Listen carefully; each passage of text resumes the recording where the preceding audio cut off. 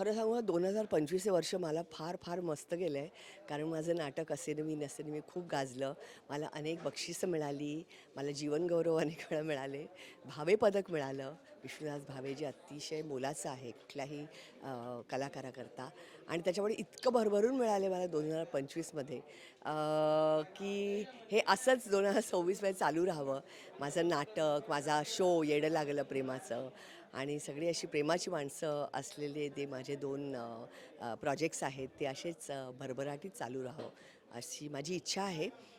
सुधारायला आता या वयात आता मी काय आणखीन सुधारू शकते स्वतःला पण नाही तरीसुद्धा काय ते माणूस आहे चुकतं मागतं कधी आणि आर्टिस्ट म्हटल्यानं कलाकार म्हटल्यानंतर आमचे मूड्स असतात थोडेसे कधी कोणी आलं आणि मी अचानक बोलते मी जरा परखड आहे बोलण्यामध्ये त्याच्यामुळे मी स्पष्ट बोलते तो गुण मला असं वाटतं गुण आहे तो अवगुण नाही त्याच्यामुळे तो सुधारणा नाही फक्त बोलायच्या आधी 1 सेकंद विचार करून बोलायला जर मला शिकता आलं 2026मध्ये तर मला असं वाटतं ते खूप मोलाचं ठरेल माझ्याकरता